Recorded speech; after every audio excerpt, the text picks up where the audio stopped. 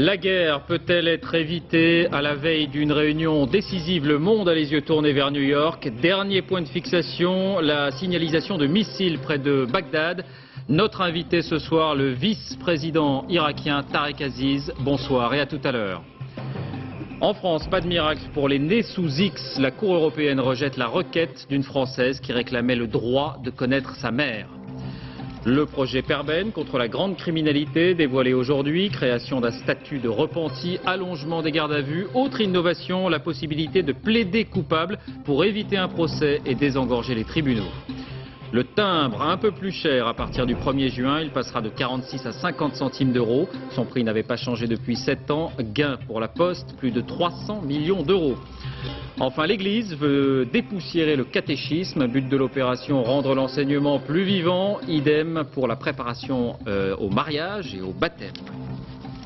Bonsoir à tous, merci de votre attention. Le cours du pétrole est au plus haut, les bourses au plus bas. Le temps semble suspendu à 24 heures de la réunion du Conseil de sécurité de l'ONU où pourrait se décider le sort de l'Irak. Dernier élément que devront apprécier les inspecteurs, des missiles signalés par les Irakiens eux-mêmes d'ailleurs, près de Bagdad. Leur portée est-elle supérieure aux limites fixées par les résolutions? Les opinions divergent. Hervé Guéquier. Pendant bien longtemps, Saddam Hussein a été très fier de ses missiles. Des missiles qui aujourd'hui lui causent bien des soucis. En effet, les inspecteurs de l'ONU estiment que certains, les Al-Samoud, ont une portée supérieure à 150 km, ce qui est interdit à l'Irak par les Nations Unies. L'occasion est trop belle pour Tony Blair. Le Premier ministre britannique met Bagdad en garde, très sèchement. Good morning, everyone. Si ces informations sont correctes, elles sont très graves. Il ne s'agit pas seulement d'un refus de déclarer et de dévoiler des faits, il s'agit d'une violation de la résolution 1441. Réaction des Irakiens, les missiles Al-Samoud sont, selon eux, évoqués dans le rapport de 12 000 pages remis aux Nations Unies en décembre dernier. Les autorités de Bagdad plaident aujourd'hui non coupables. Avant tout, les missiles Al-Samoud ne sont pas des armes de destruction massive. L'Irak est autorisé, selon la résolution du Conseil de sécurité, à produire ces missiles. Mais les Américains sont dans une situation critique. Ainsi, ils sont poussés à mentir. Tout cela est faux. Enfin, il y a ceux qui veulent désamorcer la polémique, minimiser cette affaire de missiles, les Russes, les Allemands et les Français, avec toujours un but commun, éviter la guerre. Demain donc vont s'affronter partisans et adversaires d'une solution militaire. Chacun reste sur ses positions. La Maison-Blanche fait monter la pression. Regardez cette dernière image de George Bush qui a enfilé son blouson de l'armée américaine pour s'adresser à ses troupes à Mayport en Floride. Les Nations Unies doivent démontrer fermeté et courage face à l'Irak, a-t-il lancé. Sinon, elles vont sombrer dans l'histoire en tant que société de débat inefficace et inutile. Voilà ce qu'a déclaré le président américain. Tonalité à peu près inverse pour Jean-Pierre Raffarin cet après-midi. Il estime qu'il y a un changement d'attitude de l'Irak, un changement qui va dans le bon sens selon lui. Alors, la guerre ou la diplomatie, les chefs des inspecteurs feront leur rapport. Ce sera ensuite aux 15 membres du Conseil de sécurité de se déterminer. Chaque vote va compter. Qui siège? Quelles sont les positions? Explication Alain Chalvron. Depuis toujours, les animaux savent que pour séduire, il faut se présenter sous ses plus beaux atours, mais aussi parfois montrer des dents pour éloigner un concurrent. Il en va de même des États lorsqu'il s'agit de conquérir une majorité au Conseil de sécurité pour ou contre la guerre en Irak. Au Conseil, il y a 15 places, dont 5 réservées aux membres permanents dotés d'un droit de veto. Les autres sont cooptés pour 2 ans. Pour faire approuver une résolution, il faut 9 voix et pas de veto. Pour l'heure, il y a 3 camps. Le camp déclaré en faveur de la guerre, États-Unis, Grande-Bretagne, Espagne et Bulgarie. Le camp de ceux qui veulent pousser jusqu'à leur terme les inspections, France, Russie, Chine, Allemagne et Syrie. Et enfin au milieu, il y a les indécis, ceux que l'on courtise. 2 pays d'Amérique latine, le Chili, dont on dit qu'il aurait déjà rejoint le camp américain, et le Mexique, qui pour le moment résiste aux pressions. En Asie, un seul pays, le Pakistan, tiraillé entre ses liens stratégiques avec les États-Unis et une population presque entièrement musulmane, ultra hostile à la guerre. À trop presser le Pakistan, George Bush prend le risque de le déstabiliser. Restent les 3 pays africains, sans doute arbitres du Conseil. L'Angola serait, dit-on, sur le point de succomber aux sirènes américaines. La Guinée donne des signes contradictoires. et le Cameroun, à l'heure actuelle, résiste aux pressions. Les États-Unis ont donc à convaincre 5 de ces 6 indécis. En admettant qu'ils réussissent, se posera alors pour la France, la Russie et la Chine le problème du droit de veto, ce que l'on appelle la bombe atomique diplomatique. Alors à la veille de cette journée et en direct de Rome, Tarek Aziz, vice-premier ministre irakien, bonsoir et merci d'être avec nous à Rome parce que vous serez reçu demain par le pape Jean-Paul II. Alors les États-Unis le disent, le temps de la diplomatie est terminé. Est-ce qu'il n'est pas temps pour vous, monsieur Tarek Aziz, de prendre une initiative qui pourrait vous permettre d'échapper à la guerre? Par exemple, est-ce que vous pourriez dire ce soir, si vous nous entendez, est-ce que vous pourriez dire que les scientifiques irakiens pourront être interrogés individuellement par les inspecteurs sans témoin? Tous les scientifiques. Alors, je crois qu'on a un souci de son avec monsieur Tarek Aziz. Est-ce que vous m'entendez un peu mieux maintenant? Toujours pas. Monsieur le vice-premier ministre, est-ce que vous nous recevez? Une communication un peu difficile avec Rome, mais tout cela va s'établir. Monsieur Tarek Aziz, vous m'entendez? Oui, je vous entends là, je vous entends. Alors allons-y, je vous demandais, à la veille de cette journée capitale, et alors que les États-Unis indiquent que le temps de la diplomatie est terminé, s'il n'était pas temps pour vous de prendre une initiative, par exemple, est-ce que vous permettriez à tous les scientifiques d'être interrogés par les inspecteurs sans témoin? Tous les scientifiques.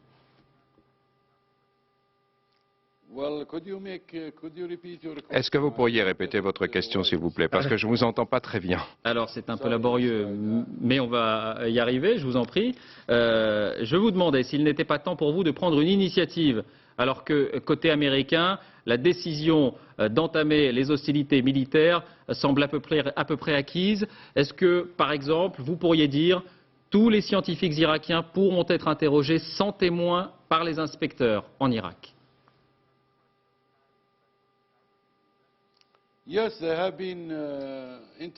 Oui, j'ai été interviewé récemment par les inspecteurs sans la présence de qui que ce soit. Oui, ils ont été interviewés. Donc, il y a eu des interviews de scientifiques seuls, il n'y avait en la présence de qui que ce soit. Oui, il y a eu quelques interviews et ensuite cela a été suspendu car il y avait des désaccords sur les modalités, notamment sur la présence de magnétophones. Est-ce qu'aujourd'hui vous dites interviewez les scientifiques, faites librement, individuellement, sans témoin?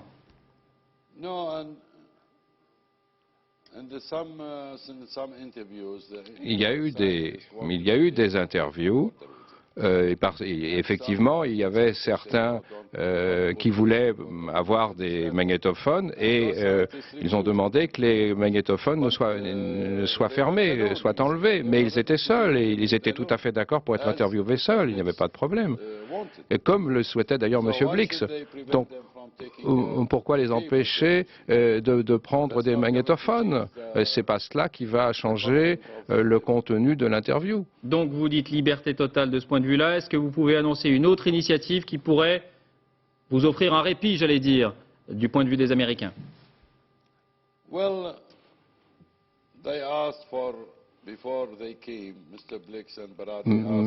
Monsieur Blix et Monsieur Almani ont demandé 3 choses, des interviews, que des interviews aient lieu hors la présence de qui que ce soit, la question des avions de survol, de surveillance. Sur ce dernier point, nous avons envoyé une lettre disant que nous pouvions accepter les survols du 2, d'Antonov et de Mirage français. Le troisième point, c'était la législation interne et nous avons dit que c'était en cours de modification. Donc toutes les exigences ont été satisfaites et en même temps, nos experts ont présenté de nouveaux documents, de nouvelles explications sur ce qu'on appelle les problèmes pendants. Donc nous avons coopéré pleinement avec M. Blix et M. Belal et nous sommes tout à fait d'accord pour continuer à coopérer et de toutes les manières raisonnables possibles. Alors on verra à ce propos les conclusions des chefs des inspecteurs demain. En attendant, quelqu'un a souhaité vous interpeller ce soir, Monsieur le vice-premier ministre. Vous savez qu'après-demain, des manifestations contre la guerre sont organisées un peu partout, à New York, en Europe et notamment à Paris, à l'appel de très nombreuses organisations. Ce sera donc samedi après-midi. Et l'hebdomadaire Marianne Kahn est à l'origine de cet appel. C'est son directeur, Jean-François Kahn, qui s'adresse à vous. Écoutez. Monsieur Tarek Aziz, nous nous mobilisons ici, en France, contre la guerre, c'est-à-dire pour la paix. Mais cette paix, vous pouvez, vous aussi, la sauver. Comment? Est-ce que vous seriez prêt, contre une non-guerre, à prendre l'engagement de rétablir la démocratie? Nous voulons la paix. Nous voulons la paix.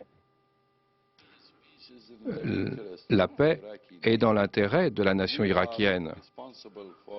Nous sommes responsables des intérêts de notre nation et nous voulons que notre nation vive en paix. Nous ne faisons pas la guerre. Nous sommes menacés par les Américains qui veulent nous attaquer. Et c'est la raison pour laquelle nous demandons à l'opinion publique internationale d'empêcher cette guerre. Mais que répondez-vous à Jean-François Kahn qui s'adressait à vous en vous demandant, vous avez une chance d'offrir une sortie, un symbole, une décision, vous engager à aller vers la démocratie. C'est ce qu'il vous demandait. La démocratie. Est-ce que le problème, c'est la démocratie? Est-ce que l'Amérique veut la démocratie, une démocratie franche et honnête? Est-ce que l'Amérique demande la démocratie ou bien est-ce que l'Amérique demande le pétrole, la domination et la colonisation de l'Irak? L'Irak n'a pas besoin qu'on lui dicte, que les États-Unis lui dictent le système politique qui doit être mis en vigueur. L'Irak veut avoir un système politique correct et populaire tel qu'il existe en Irak actuellement. Mais cette agression, ce n'est pas une agression pour la démocratie, ce n'est pas pour la paix ou la sécurité dans la région, c'est pour le pétrole et c'est pour la colonisation de l'Irak et de ses richesses. Voilà, c'est cela les faits. Alors, je voudrais aussi, Monsieur Tarek Aziz, vous montrer ces quelques images qui nous viennent aujourd'hui d'Israël, où l'on craint les représailles de votre armée en cas d'attaque américaine, et notamment des bombardements chimiques ou bactériologiques. Il est donc recommandé à la population de préparer des abris étanches, de faire des provisions d'eau potable. Alors pouvez-vous nous le dire clairement, ces représailles sont-elles dans votre intention, Monsieur Tarek Aziz, ou pas? Alors là, c'est l'un des jeux que jouent les Américains, les Israéliens, de créer des terreurs, de fausses alarmes qu'il y aurait une menace. Nous ne menaçons personne. Nous n'avons pas les moyens d'attaquer Israël. Nous les avions en 1991, nous ne les avons plus aujourd'hui. Nos missiles à longue portée ont tous été détruits, c'est un fait. Et c'est un fait établi, avéré. Donc il n'y aura pas de représailles en cas d'attaque américaine. Nous n'avons pas les moyens de le faire. Ce n'est pas raisonnable. On ne peut pas parler de représailles quand on n'a pas les moyens de le faire. Une dernière chose, Monsieur Tarek Aziz, il y a un appel de cadres irakiens en exil aujourd'hui qui disent notre dernière chance, c'est le départ des dirigeants du régime. Est-ce que l'hypothèse d'un exil à la dernière minute ne pourrait pas empêcher la guerre?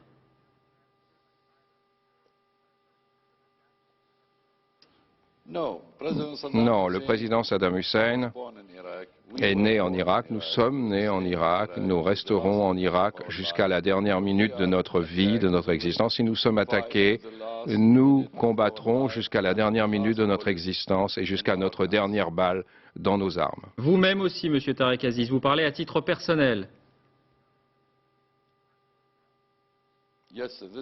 Oui, cela vaut également pour moi. Je suis un Irakien, je suis né en Irak et je resterai dans ma patrie et je combattrai jusqu'à la dernière minute de mon existence. Merci, Monsieur Tarek Aziz, d'avoir accepté notre invitation et pardon à vous pour ces petits soucis techniques. Un mot encore à la veille de cette journée du blocage à l'OTAN, après le veto de la France, de l'Allemagne et de la Belgique sur les renforts militaires en Turquie. Eh bien, la réunion d'aujourd'hui a une nouvelle fois été repoussée. Il n'y aura pas de décision avant samedi. Tout de suite, nous allons à Londres maintenant, où l'alerte aux menaces terroristes est au plus haut depuis 2 jours. Un terminal de l'aéroport de Gatwick a été fermé et évacué en début d'après-midi. Laurent Boussier, un homme a été arrêté en possession d'une grenade. Oui, David, cet après-midi, à l'aéroport de Gatwick, le 2e aéroport londonien, un homme d'origine vénézuélienne arrivant de Bogota en Colombie à bord d'un avion de la British Airways a été arrêté quand la police a découvert dans ses bagages une grenade. Alors évidemment, une grenade non dégoupillée, mais une grenade en parfait état de marche.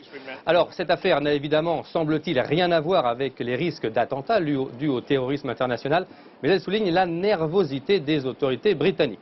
Depuis 3 jours, Londres et ses aéroports sont en état d'alerte maximum. On a même vu hier des chars sur l'aéroport d'Heathrow.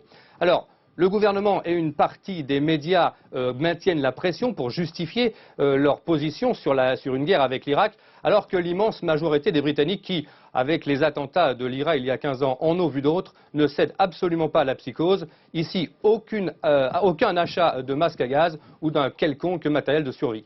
Merci Laurent pour ces précisions. L'autre actualité de cette journée maintenant concerne ceux qu'on appelle les nés sous X, donc de mères inconnues. Ils seraient 400 000 en France. La loi, vous le savez, ne leur permet pas de connaître leur identité biologique si leur mère ne le souhaite pas. D'où une requête devant la Cour européenne, requête qui a été rejetée aujourd'hui. À Strasbourg, Christine Boss, Sylvain Gauthier. Sonné, abasourdi, Pascal Audièvre, tout comme les membres de l'association Les X en colère, la Cour européenne vient de rejeter sa requête. Abandonné à sa naissance, puis adopté à l'âge de 3 ans, Pascal avait saisi la Cour européenne pour se plaindre de l'impossibilité en France de connaître ses origines. Ouais, je trouve que c'est pas normal, c'est archaïque, quoi. On aurait dû quand même avoir gagné, parce que franchement, la requête avait été jugée recevable. Je sais pas pourquoi on a perdu, en fait. Dans son arrêt, la Cour a relevé les intérêts difficilement conciliables de la mère et de l'enfant, avec d'une part le droit pour une femme d'accoucher dans l'anonymat et d'autre part le droit à la connaissance de ses origines. Mais elle a estimé que la France n'a pas violé le droit au respect de la vie privée. Curieusement, la Cour européenne des droits de l'homme donne raison au plus fort. C'est-à-dire à la mère, non pas que la mère ne soit pas en souffrance quand elle abandonne, je le comprends parfaitement, mais la mère est adulte et la mère a des moyens, d'autres moyens de faire face à la situation. Mais pour Pascal, le combat continue, en particulier auprès du Conseil national pour l'accès aux origines personnelles créé il y a 6 mois, qui peut lever le secret de l'identité de sa mère avec l'accord de celle-ci.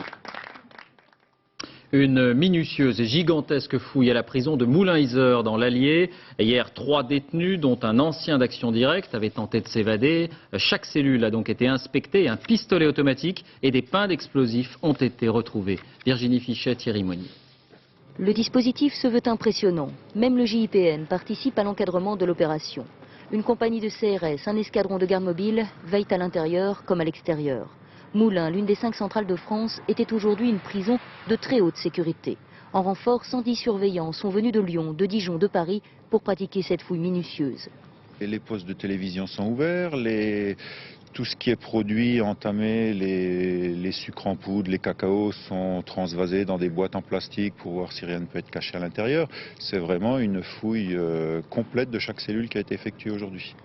Dès 7h30 ce matin, les détenus ont été sortis un à un de leurs cellules et regroupés dans la cour, encerclés par les forces de l'ordre. Les parties communes, les cellules, les promenades, rien ne doit échapper au crible. C'est ainsi que le pistolet 9 mm, utilisé hier par les 3 prisonniers pour prendre en otage un gardien, a été retrouvé. Alors cette arme a été retrouvée sur la terrasse, à proximité immédiate, à 1 mètre, 1,50 m de l'endroit où se trouvaient les détenus lorsqu'ils ont pu être neutralisés. Une arme, des munitions, des explosifs, des découvertes qui pour le personnel pénitentiaire sont révélatrices d'un malaise latent dans l'établissement. Des indicateurs qui passent par des problèmes d'autorité, mais qui passent aussi par des problèmes d'agression sur les personnels et par des problèmes de disparition, notamment d'un couteau et autres objets qui nous inquiétaient quelque peu. La fouille générale aura sans doute apaisé un peu les esprits et ouvert une période de reprise en main de cette prison dont les pensionnaires comptent parmi les plus dangereux de France, comme Guy Georges ou encore certains activistes terroristes. Lutter contre la grande criminalité et les nouvelles mafias, c'est l'objet du projet de loi du garde des Sceaux, Dominique Perben, dont une première mouture a été dévoilée aujourd'hui, on l'avait déjà évoqué. Principale innovation, d'abord la possibilité de prolonger la garde à vue à 4 jours, comme en matière de drogue ou de terrorisme, le regroupement des forces judiciaires dans 5 ou 6 tribunaux spécialisés, la création d'un statut de repenti, comme en Italie, de nouveaux pouvoirs pour les procureurs, écoute ou perquisition notamment, jusque-là réservés aux juges d'instruction, et puis la création d'une nouvelle procédure, la possibilité de plaider coupable, comme dans les pays anglo-saxons. Avantage, pour les justiciables, éviter un procès, écoper d'une sanction négociée. Avantage pour la justice, désengorger les tribunaux. Explication Fanny Auvergne, Alain Locasio. Cela fait des mois, voire des années que ces justiciables attendent leur procès. Pour désengorger les tribunaux, le ministre de la Justice propose une nouvelle mesure, le plaider coupable. Si le suspect reconnaît les faits, pas de procès, la peine est aussitôt prononcée. Ici, les prévenus y sont plutôt favorables. Ça va être beaucoup plus facile pour un prévenu donc de pouvoir s'exprimer parce que c'est toujours difficile pour certaines personnes, en plus quand elles ont des problèmes, des difficultés d'expression, ça va être beaucoup plus facile pour elles de s'exprimer face à une seule personne. Je ne suis pas partisan d'une telle réforme à l'américaine parce que je pense que ça, c'est peut-être pour faire de l'abattage. Une fois que je reconnais les faits, être jugé sur le moment et puis pas attendre longtemps, être confronté à plusieurs juges. Il s'agit d'une négociation entre le procureur et le suspect. Mais la loi prévoit des garde-fous. D'abord, un avocat sera présent pour protéger le suspect d'éventuelles pressions. Ensuite, le prévenu aura 10 jours de réflexion pour changer d'avis. Enfin, c'est un juge et non le seul procureur qui décidera de la peine. Malgré ces précautions, les magistrats sont sceptiques et les avocats contre. Le plaider coupable tel que nous le propose le ministre dans le cadre de son projet laisse apparaître des zones d'ombre inquiétantes pour la défense des libertés individuelles. Ce projet de loi sera présenté au Conseil des ministres le 26 mars prochain. Scandale dans une fourrière de Lyon. 2 de ses dirigeants ont été mis en examen, l'un d'entre eux écroué. La combine était simple, les véhicules étaient déclarés bons pour la casse. En fait, ils étaient retapés et revendus. Benoît Gadret, Jean-Claude Martin. À Lyon, l'enlèvement des véhicules en stationnement gênant est confié depuis quelques années à une société privée. Et c'est parce que la mairie a eu quelques soupçons qu'une enquête a été récemment ouverte par la justice. Les policiers ont découvert qu'un nombre anormalement élevé de véhicules plutôt anciens étaient classés comme épaves, et ce avec l'aval d'experts. L'objectif était de débarrasser au plus vite le parking de la fourrière pour accroître l'activité de la société. Certaines de ces épaves déclarées détruites étaient ensuite remises en circulation ou utilisés en pièces détachées. 2 dirigeants ont été mis en examen. L'un d'entre eux avait été condamné il y a quelques années pour trafic de véhicules. Il s'agit d'une entreprise privée qui exerce ses recrutements dans les conditions de telles entreprises et nous n'avons pas, au niveau de la ville, les moyens d'aller enquêter à l'intérieur de l'entreprise pour connaître le passé de chacun des employés. La mairie de Lyon envisage désormais toutes les solutions, y compris de municipaliser à nouveau la fourrière, 10 ans après une privatisation qui, à l'époque, avait suscité une polémique. Au Sables-d'Olonne, l'enquête se poursuit au lendemain du naufrage d'un chalutier qui a fait, je vous le rappelle, 1 mort et 2 disparus. Confirmation de ce que nous annoncions hier, c'est bien une collision avec un cargo qui est à l'origine du drame. Christophe de Valambra, Alain Darigran. Sur le flanc bâbord de l'Arco Ranger, ces éraflures sont donc bel et bien les stigmates d'une collision avec le Pepe Roro. Le commandant du cargo a avoué hier son propre défaut de veille. Alors qu'il était seul de quart sur la passerelle, il n'a pas vu le chalutier. Alors le commandant, selon ses déclarations, était dans la cabine de pilotage, occupé donc depuis une dizaine de minutes à renseigner des livres de bord. Il a expliqué qu'il avait tiré des rideaux puisqu'il était gêné par des reflets lumineux. Donc il a admis qu'il n'avait pas de visibilité vers l'extérieur à ce moment-là. Le Pepe Roro que nous avions filmé il y a quelques années était en pêche au moment du drame. Le cargo a accroché les câbles du chalut, précipitant le navire par le fond. L'épave repose maintenant à 60 mètres de profondeur au large des côtes. Les corps des 2 matelots portés disparus sont probablement prisonniers à l'intérieur. Mais la profondeur, la visibilité quasi nulle et la houle compliquent dangereusement les recherches des plongeurs. Il suffit qu'il y ait un danger quelconque, je sais pas, un filet qui se promène ou une poche due au chalut, et on s'en apercevra uniquement quand on sera coincé dedans. Donc c'est là où réside principalement le problème, c'est qu'avec 10 minutes de durée de travail, on n'a pas le temps de s'en sortir. Et il sera donc extrêmement difficile et risqué de récupérer les corps des 2 matelots. Le capitaine du Pepe Roro sera lui inhumé demain au Sables-d'Olonne. Quant au commandant du cargo Arco Ranger, il a été mis en examen pour homicide involontaire par imprudence. Justice et économie avec l'ouverture d'une information judiciaire dans l'affaire Métal Europe. Cette usine de Noyelles-Godault, lâchée par son actionnaire, est placée en redressement judiciaire.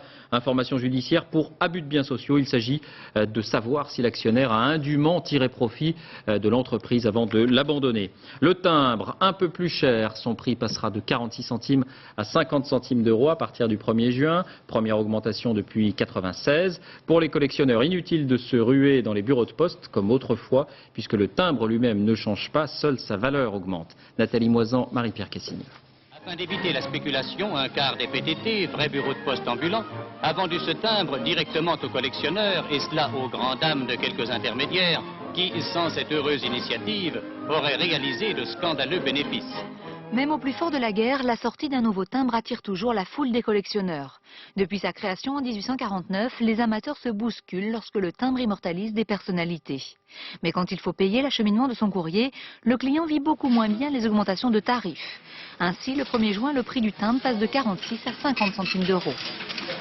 Mais c'est toujours trop cher. Hélas. C'est un peu trop cher, parce que le courrier n'arrive pas à l'heure. Toujours des problèmes à la poste. En fait, pour le particulier, l'augmentation du prix du timbre est surtout symbolique. La Poste réalise 90% de son activité courrier avec les entreprises. Depuis 7 ans, le prix du timbre n'avait pas bougé, mais en un peu plus de 30 ans, les tarifs de la vignette postale ont été multipliés par 6.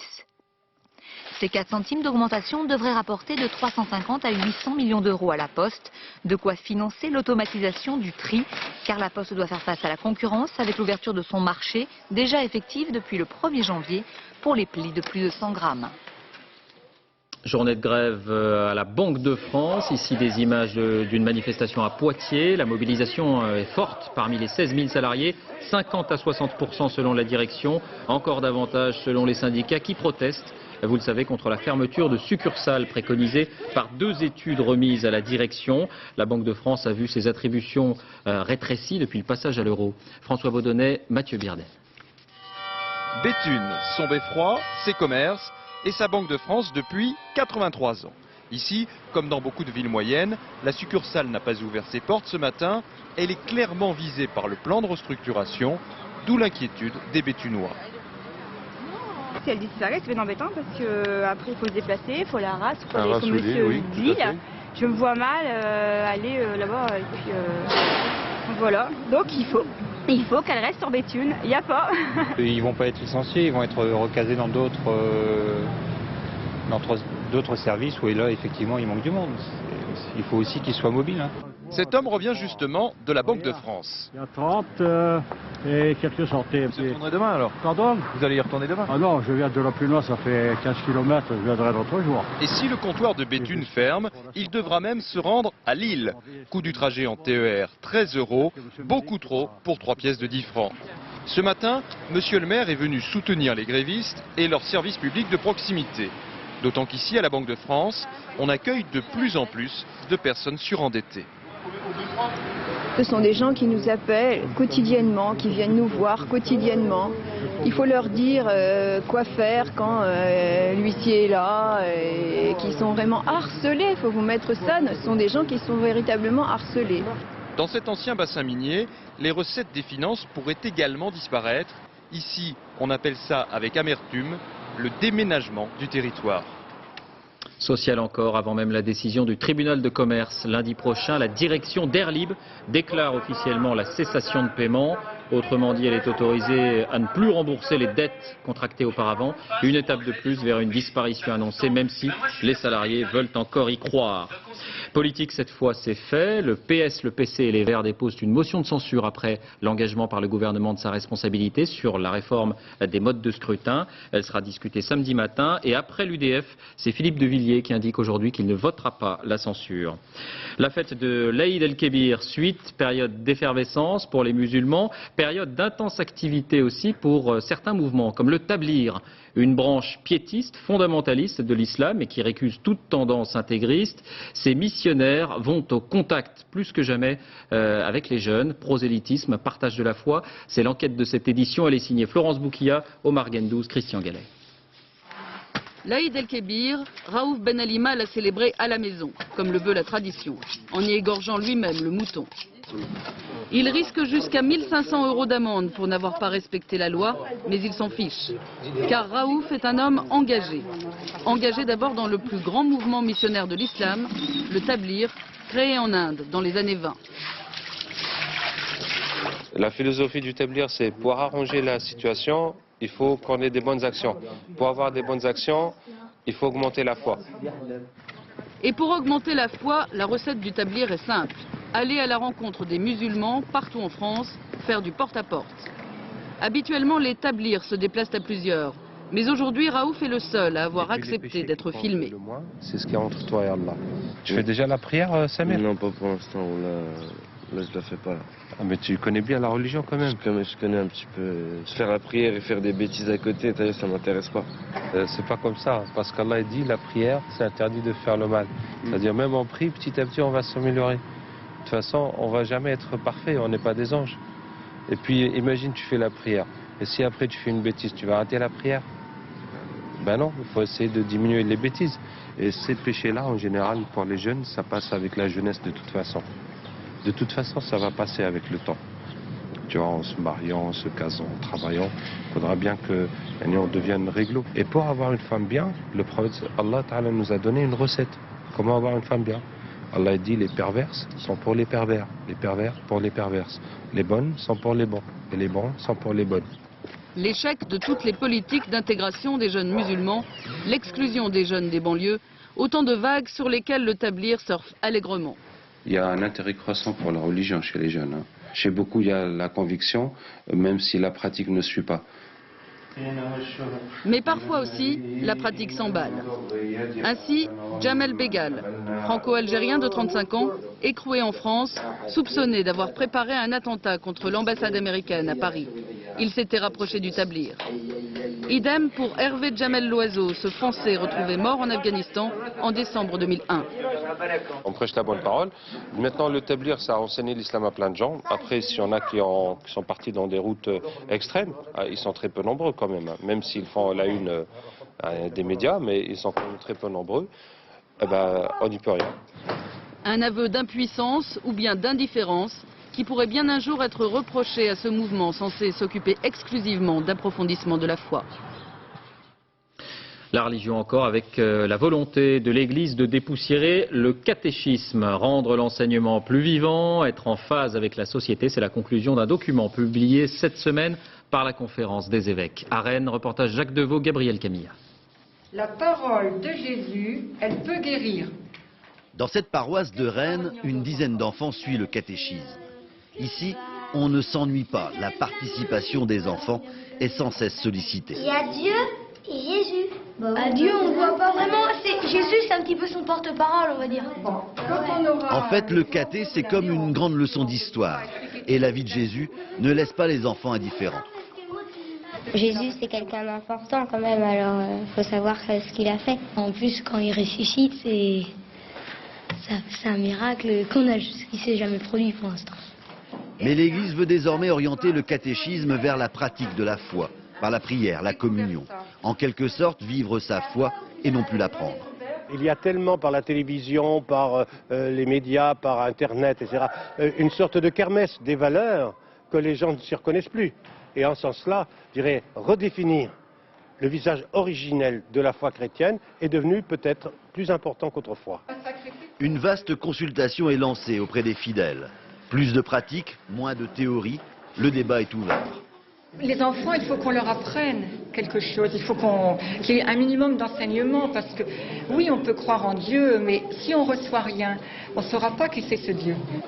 Aujourd'hui, si beaucoup d'enfants vont encore au catéchisme, peu fréquentent l'Église. La réforme est aussi là pour rappeler que le catéchisme est un moyen et pas une fin en soi. Les sciences avec un nouveau report pour Ariane 4. Trop de vent encore à Kourou, un décollage décidément laborieux pour ce dernier vol. La Saint-Valentin, les amoureux seront à l'honneur demain. Pour tomber amoureux, encore faut-il se rencontrer. On connaît le paradoxe, dans un monde où on parle tout le temps de communication, les personnes seules sont de plus en plus nombreuses. Laura Gwiatowski, Patrick Voix.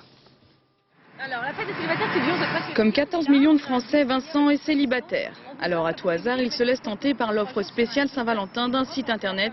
Mettre sa photo en ligne pour pouvoir consulter celle des jeunes filles qui, elles aussi, ont bien voulu jouer le jeu. On ne sait jamais. C'est un autre moyen de rencontrer quelqu'un, surtout que c'est un peu difficile maintenant d'aborder quelqu'un dans la rue pour lui proposer de boire un verre ou autre chose. Internet, speed dating, autrement dit la rencontre express en 7 minutes, les agences matrimoniales nouvelle formule explosent. Impossible d'en chiffrer l'impact, c'est encore trop récent. Mais l'on sait qu'en juillet dernier, 15% des internautes français, plus d'1,5 million de personnes, étaient connectés à un site de rencontre. Les modes de rencontre se sont considérablement diversifiés, ça c'est une évolution naturelle des 30 dernières années. Mais les Français sont d'incurables romantiques, ils croient toujours au hasard. Alors ce qui a vraiment changé, c'est que maintenant ils le provoquent le hasard. Mais au bout du compte, toutes les enquêtes montrent qu'on finit par choisir l'homme ou la femme de sa vie finalement très proche de soi, à la fois dans son milieu professionnel et dans son milieu géographique. Et en premier lieu, le bal, bien qu'en déclin, qui a fait naître 16% des couples. Suite alors le monde professionnel pour 12% des Français, comme Dominique et Violaine, le patron et son employé. J'ai dû prendre les devants parce que je pense que pour un patron, c'est assez gênant avec toutes les histoires qu'on entend. Donc j'ai fait le premier pas et puis c'était réciproque. Elle dit comment t'as fait? Elle m'a offert une place de cinéma, tout simplement. Autrefois, le 14 février était considéré comme le jour d'accouplement des oiseaux. La Saint-Valentin, finalement, n'en est pas très loin.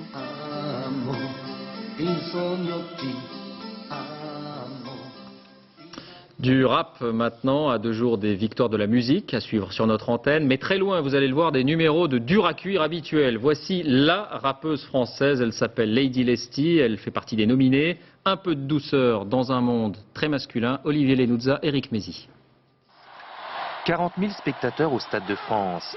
Septembre dernier, l'élite du rap s'affiche ensemble, perdue au milieu des hommes, Lady Lesty. Mon récit, si t'as perdu un être cher et si, tout le monde à moi, tout simplement si, mes rêves sont hantés, par sa vision je suis tenté, même c'est ma foi de pleurer, crier à Dieu pour... Lady Lesty, l'icône du rap féminin en France. Elle a aussi ouvert une porte aussi qui est importante. Les autres rappeurs que je côtoie aussi, voilà, on kiffe le rap féminin. Elle vit à Paris, nous reçoit dans un grand hôtel, balayer le cliché rap égale banlieue.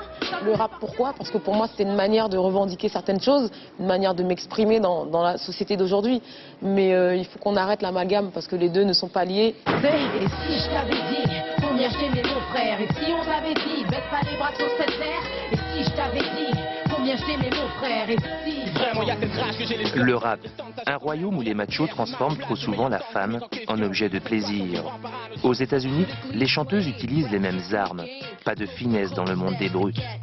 On a l'impression que le rap, c'est ça, c'est des femmes objets sexuels, c'est des femmes qu'on peut prendre, poser là, fais ci, fais ça. Moi, ce qui m'intéresse, c'est notre personnalité, notre présence en tant qu'artiste existante. C'est pas une femme en string. Pendant que la matière croyait que j'étais pépère dans mon pieu, je prenais mon pied dans les lieux. Vendredi soir, oui, force les 10. Fallait voir ce qu'elle faisait comme bêtise.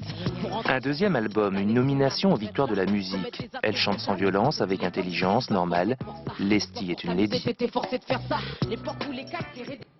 Et à propos d'artistes et de grands artistes à suivre ce soir, un portrait de Raymond DeVos dans Envoyé spécial à l'occasion de ses 80 ans, à 21h donc, avec Guylaine Chenu. Sport football, soirée très décevante pour les Bleus, défaite 2-0 hier contre les Tchèques et sifflet du Stade de France. Premier but sur une balle perdue par Zidane et une faute de main de Ramé. C'est la première défaite des Français depuis que Jacques Santini est entraîneur. Voici le deuxième but des Tchèques. Autre surprise, l'Angleterre battue à domicile par l'Australie 2-0. Le Brésil tenu en échec en Chine 0 partout. Et à noter que l'Espagne a battu l'Allemagne 3-1. Une image de ski, la Suédoise Anja Persson est championne du monde de slalom géant. Elle a survolé l'épreuve. C'était la favorite. Médaille d'argent pour l'Italienne Denise Carbon, du bronze pour la Canadienne Forsyth. Première Française, Carole Monti est 19e. Toujours aucune médaille donc. Et elle est contente, la Suédoise. Fin de cette édition, merci de l'avoir suivi. Tout de suite, question ouverte. Jacques Chirac doit-il aller jusqu'au veto? Olivier Mazerolle reçoit Hubert Védrine, ancien ministre des Affaires étrangères. On se quitte sur les images d'un déménagement. Ce sont des tableaux, des sculptures qu'on met à l'abri à Paris d'une éventuelle crue de la Seine. Le lieu est tenu secret, mais cette opération ne concerne que les réserves. Bon week-end.